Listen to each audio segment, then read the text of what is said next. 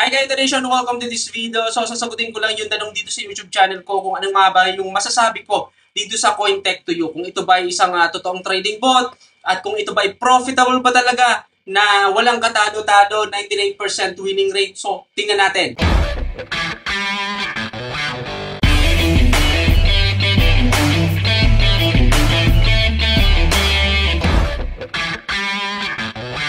So, bago ko talakayin kung ito ba'y profitable, pag-usapan muna natin kung ano nga ba yung Cointech2U para sa mga wala pang idea sa platform nito. Ang Cointech2U po ay isang AI-powered trading bot para sa futures trading.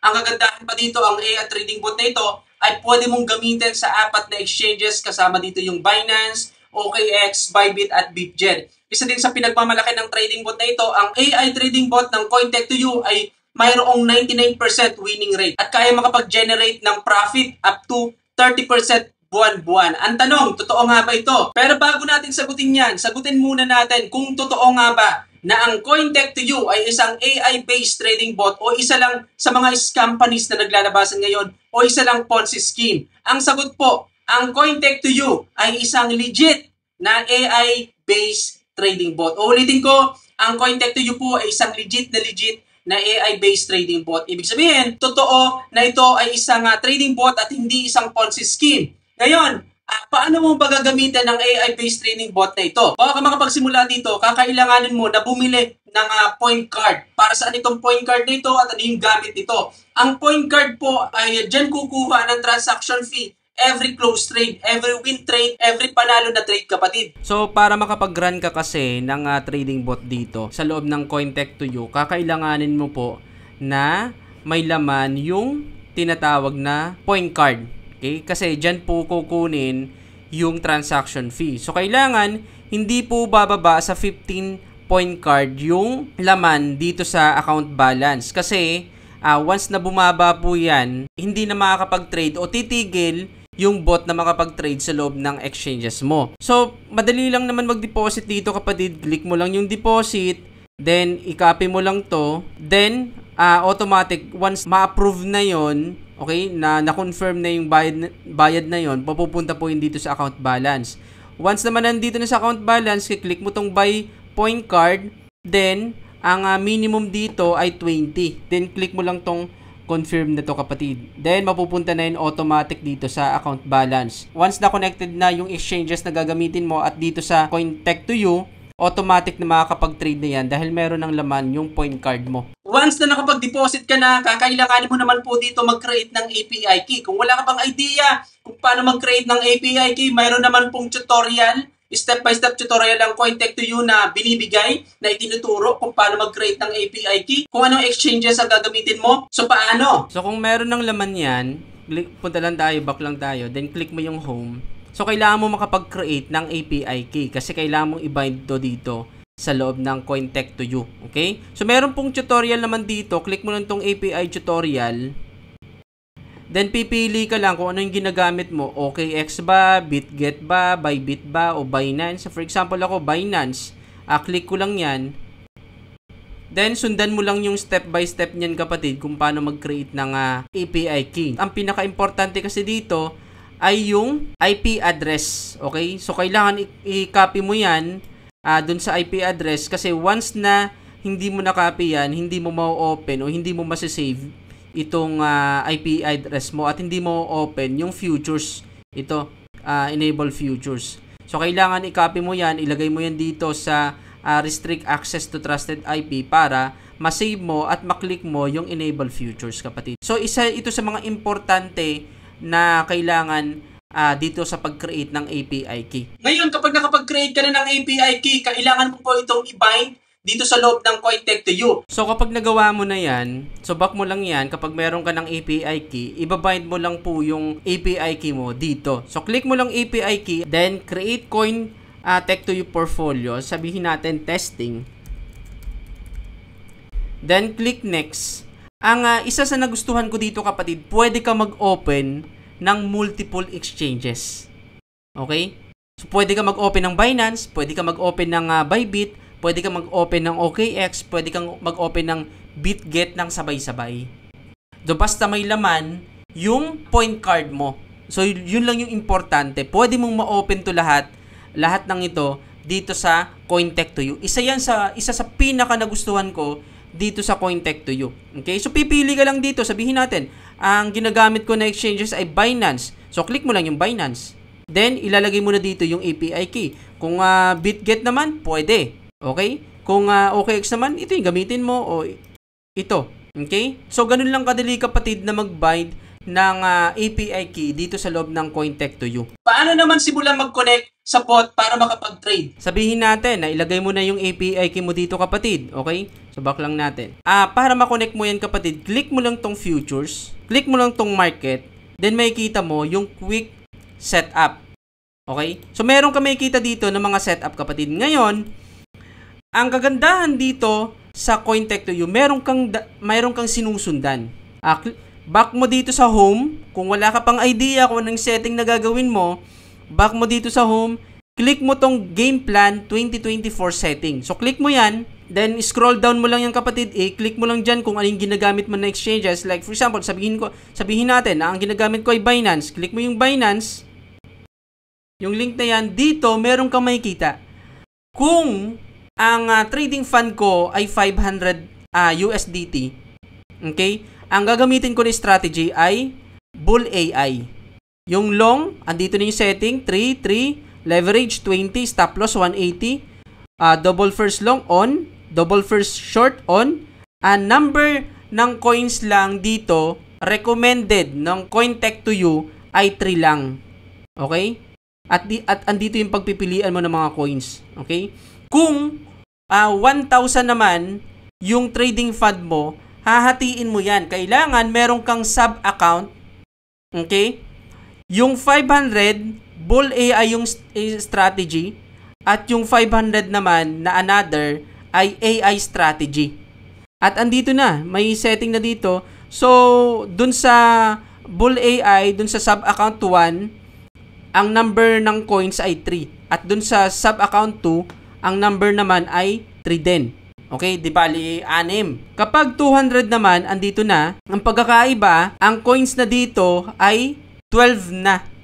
Okay? 6 dun sa account 1 at dun naman 6 naman dun sa sub-account 2 na AI strategy. Ngayon, meron pa ditong strategy kapatid. Kapag 3,000 trading fund yung ay ilalagay mo sa exchanges na gagamitin mo, 3 na yung magagamit mo na strategy. Bull AI, AI strategy, at millionaire.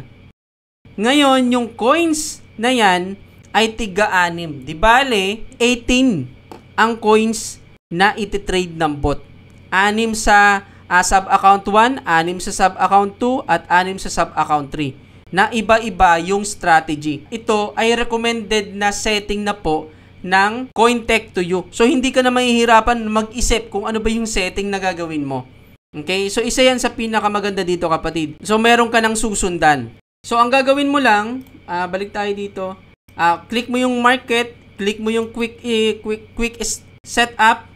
Then, pwede mong gawin na manual risk kung meron kang idea dito. Pero kung wala kang idea naman, sabihin mo, baguhan ka pa lang, pwede mong sundin yung recommended na setting ng CoinTech2U. Mamaya, ibibigay ko sa iyo yung mga disadvantage ng paggamit ng gantong strategy. Kaya, mas nire-recommend ko, i-click mo yung low risk o yung recommended na setting ng CoinTech2U.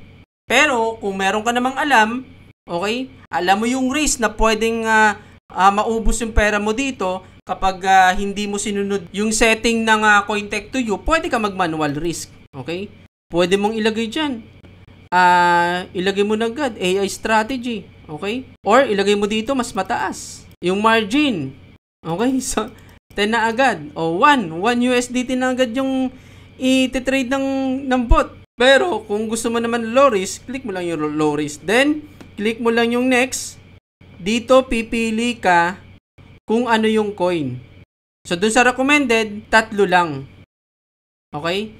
Pero bahala ka kung gusto mong 10 o i-15.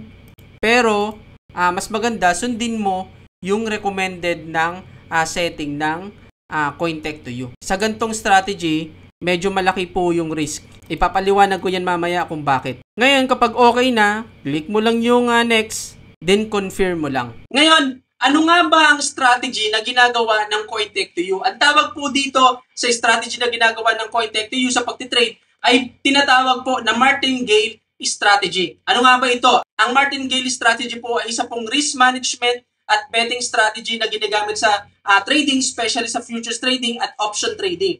Dito kasi sa martingale strategy, pinapataas nito ang investment o position size tuwing natatalo ang isang trade. Ang pinaka-goal ng ganitong strategy ay para makabawi agad kung ang nakaraang trade ay talo. So, paano ba ito nag-work para mas maintindihan mo ng mabuti? Sabihin natin na nag-trade ka dito ng pataas, long position.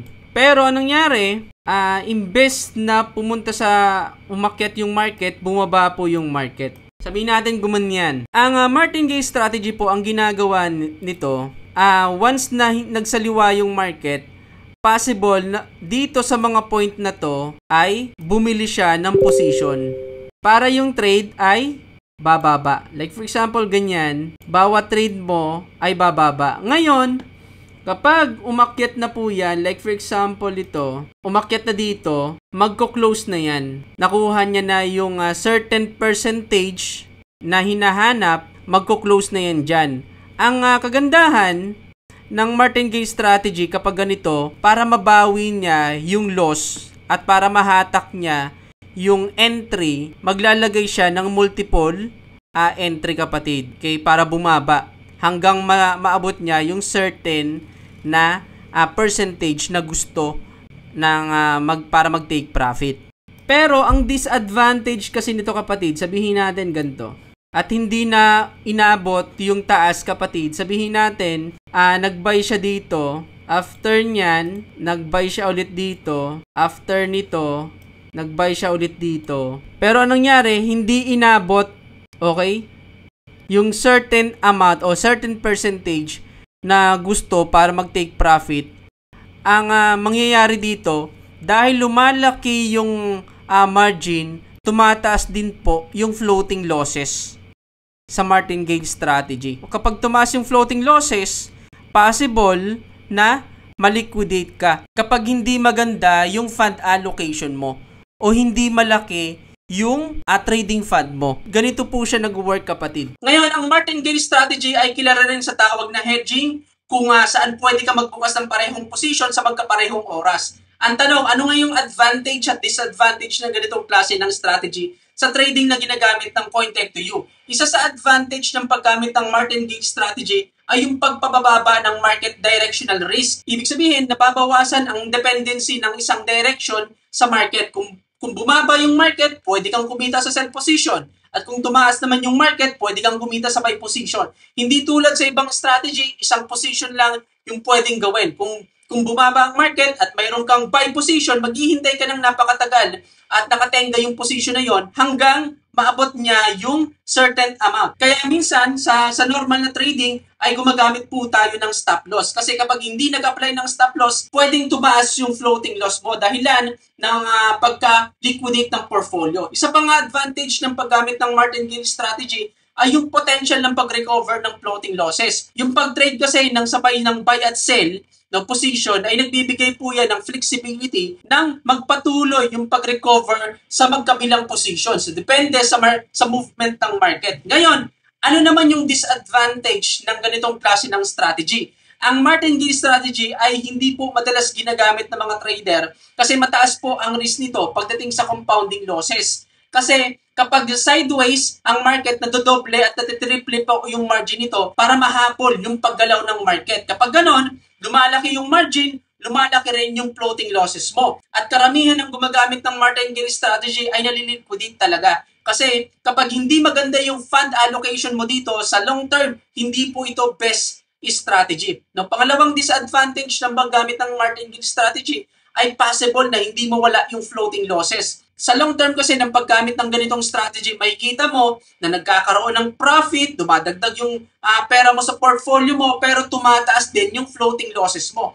Hindi mo kasi masasabi na 99% winning rate kung continuous kang mayroong floating losses. Kumbaga, hindi nawawala yung floating losses mo at pataas ang floating losses habang tumataas din yung portfolio mo. So marami pong disadvantage yung paggamit ng martingale strategy. Pero sa tingin ko, hindi na magiging applicable yung ibang disadvantage ng ganitong strategy dahil ang CoinTech2U po ay gumagamit ng AI. Ang kagandahan kasi sa CoinTech2U, isa sa nagustuhan ko dito, mayroon itong AI search protection.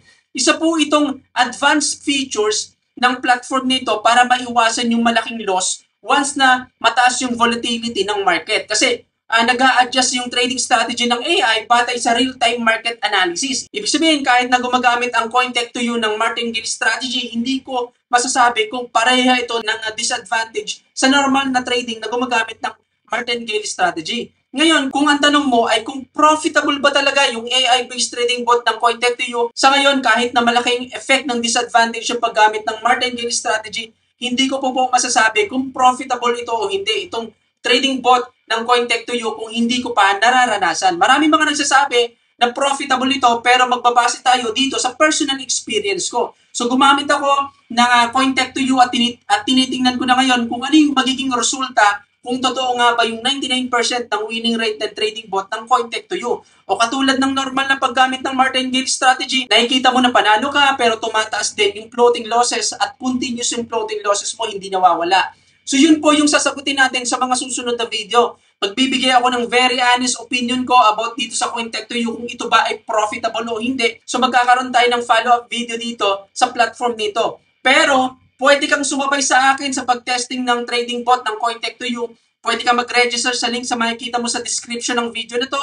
O pwede mong hintayin yung susunod na video ko after ng isang buwan pagkatapos na ma-upload ang video na to para makapag-desisyon ka ng mabuti kung gagamitin mo ba yung CoinTech2U o hindi. So ang review natin dito, ang CoinTech2U po ay isang legit na AI-based trading bot. O ulitin ko, ang CoinTech2U po ay isang legit na AI-based trading bot. Pero hindi ka po masasagot ngayon kung profitable ba ito o hindi. Subscribe ka sa YouTube channel ko para sa follow-up na video about dito sa tanong na ito kung profitable o hindi. Ngayon, ikaw naman yung tatanungin ko kapatid, ano yung masasabi mo sa platform na ito? Especially sa AI-based trading bot ng CoinTech2U. Masasabi mo ba na ito ay profitable? Isa ka ba sa naka-experience ng 99% winning rate? Na-comment po sa haba ng video na to kung ano yung percentage na kinita mo sa pagtitrade gamit ng CoinTech2U. O isa ka sa mga naniniwala na hindi ito profitable sa long term dahil sa malaking floating losses na dumadagdag every pagpalit ng market. Comment po sa haba ng video na to kung ano yung experience mo sa platform na ito, ano yung opinion mo para makatulong ka sa mga makakapanood ng video na to sa pagdidesisyon nila kung gagamit pa sila ng CoinTech2U o hindi. So dito na tatapos ang topic natin ngayon. Hanggang sa muli, I'm Neil Llanto. Bye-bye!